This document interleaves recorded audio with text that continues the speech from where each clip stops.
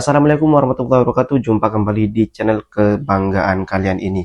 Sepak bola Indonesia kembali diramaikan oleh kedatangan pemain diaspora yang digadang-gadang akan menjadi bintang baru di lini depan Garuda.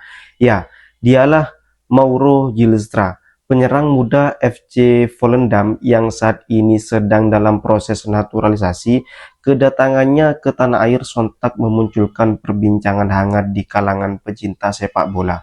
Karena publik bertanya-tanya apakah Mauro akan langsung memperkuat timnas senior atau justru lebih dulu mengisi skuad U23. Mari kita mulai dari konteks kehadiran Mauro di Indonesia. Baru-baru ini postingan resmi dari anggota EXO PSSI Arya Sinulinga menampilkan Mauro Gilstra tengah berada di kantor PSSI. Kehadirannya bukan sekedar kunjungan biasa, melainkan bagian dari proses penyelesaian administrasi naturalisasi.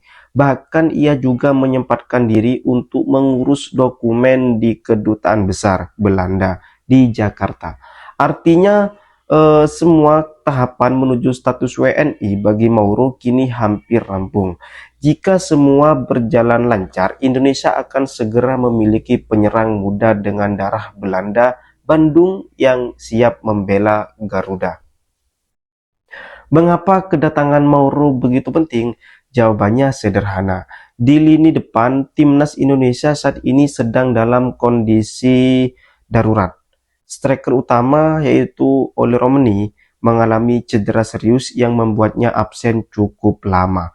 Sementara itu pemain lain seperti Ilja Spasojevic, kemudian Stefano Lillipali hingga Egy Maulana Fikri belum menunjukkan performa maksimal.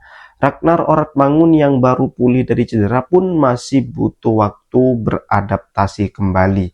Dengan kondisi ini, Patrick Kluivert, pelatih kepala timnas Indonesia, menghadapi pekerjaan besar dalam mengasah lini serang timnas Garuda. Jika kita melihat rekam jejak selama beberapa pertandingan terakhir, timnas hanya mengandalkan gol-gol dari Oli Romeni. Lawan Bahrain contohnya, kemudian Tiongkok, bahkan hingga Australia, semuanya tercipta dari kakinya.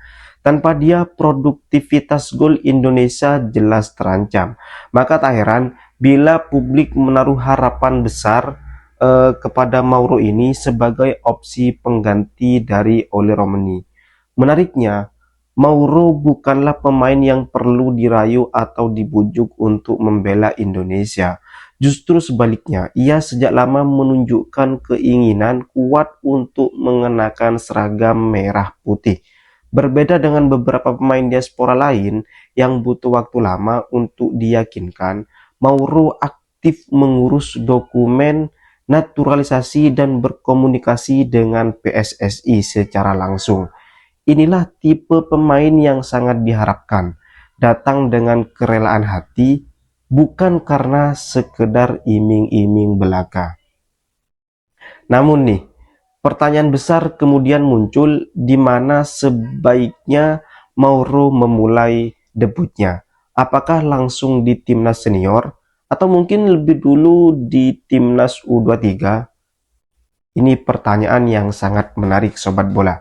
Bagi yang mendorong Mauro masuk ke U23 dulu, alasannya cukup jelas. Pertama nih, usianya yang masih sangat muda, 20 tahun, membuatnya ideal untuk tampil di ajang kualifikasi Piala Asia U23 tahun 2026 yang akan digelar awal September nanti. Kehadirannya bisa menambah daya dobrak Garuda Muda yang sebelumnya sudah memiliki pemain-pemain bertalenta seperti Marcelino Ferdinand, kemudian juga ada Justin Hubner hingga Rafael Struijk. Target minimal adalah mengulang pencapaian edisi sebelumnya yang berhasil menembus semifinal. Dengan Mauro, lini serang U23 akan semakin tajam dan bervariasi. Namun nih, ada juga pihak yang khawatir bila Mauro terlalu cepat dilempar ke level senior. Mereka mencontohkannya dengan kasus Rafael Struijk yang dinilai terlalu dini dipaksakan ke timnas senior. sehingga akhirnya performanya menurun dan kini terdampar di klub papan bawah Liga 1 yaitu Dewa United. Belajar dari kasus itu, sebagian besar supporter lebih memilih Mauro memulai karir internasionalnya ini di timnas U23. Agar apa? Agar berkembang tanpa tekanan berlebihan. Di sisi lain ada surat kuat yang mendorong Mauro langsung dipasang di tim senior. Alasannya juga logis. Indonesia kini krisis striker setelah absennya Ole Romeni. Dan jika hanya mengandalkan nama-nama seperti Ramadan Sananta, kemudian juga ada Egy Maulana Fikri, ketajaman timnas jelas kurang atau menurun. Lawan-lawan di babak keempat kualifikasi Piala Dunia 2026 bukan tim yang sembarangan. Indonesia harus menghadapi Arab Saudi dan juga Irak, dan kedua tim ini dengan yang memiliki pemain dengan postur yang besar, kemudian kekuatan fisik yang kuat dan pertahanan yang solid, maka kehadiran Mauro dengan postur menjulang serta pengalaman bermain di Belanda dinilai bisa menjadi solusi instan. Selain itu, Mauro juga menawarkan sesuatu yang jarang dimiliki pemain lokal, yaitu kemampuan berduel udara yang mumpuni, kontrol bola yang rapi, serta insting mencetak gol yang tajam. Jika kita menilai dari rekaman permainan di level junior di Belanda, Mauro punya kualitas teknik yang cukup untuk menantang level Asia.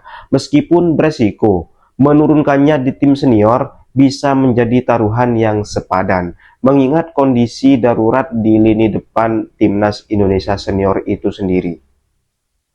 Lebih jauh, hadirnya Mauro Zylstra bukan hanya soal kontribusi gol, kehadirannya juga menciptakan persaingan sehat di lini serang. Pemain-pemain lokal seperti Ramadan Sananta, kemudian Ragnar Oratmangun atau Stefano Lillipali tentu merasa posisinya terancam, sehingga mereka akan berlatih lebih keras untuk mempertahankan tempat di tim utama. Persaingan justru positif karena akan memacu setiap individu memberikan yang terbaik bagi Garuda. Selain itu, juga secara taktis, Mauro Zylstra juga memberi Patrick Kluivert opsi baru dalam formasi. Jika sebelumnya pilihan terbatas, kini ada kemungkinan memainkan pola dengan striker target man murni. Hal ini membuka variasi serangan yang lebih kaya, crossing dari sayap, kemudian permainan direct ball, hingga kombinasi cepat dengan gelandang serangnya.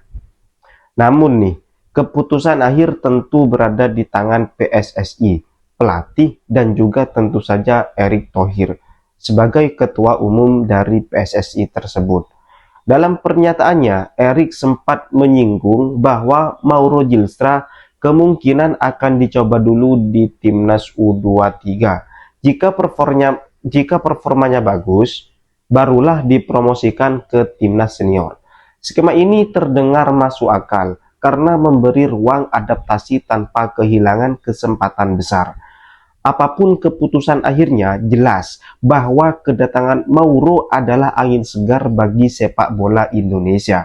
Bukan hanya menambah kekuatan di lapangan, tetapi juga memberi sinyal bahwa pemain-pemain diaspora kini semakin percaya diri untuk memperkuat Garuda. Mari kita lihat situasi ini dengan bijak. Publik boleh berharap besar, tapi kita juga harus realistis. Mauro memang prospek cerah, tetapi sepak bola bukan hanya tentang nama besar, dibutuhkan juga proses adaptasi, kerja keras, dan tentu saja dukungan penuh dari supporter yang terpenting. Siapapun pelatihnya, siapapun pemainnya, dukungan kita adalah harus selalu untuk Indonesia. Jadi, bagaimana menurut kalian? Apakah Mauro Zylstra lebih cocok memulai dari U23 untuk mematangkan dirinya, atau mungkin langsung menjadi senjata baru di timnas senior? Selamat datang di Indonesia. Semoga perjalananmu bersama Garuda penuh kesuksesan dan membawa harum nama bangsa. Oke, sampai jumpa di video selanjutnya. Wassalamualaikum warahmatullahi wabarakatuh.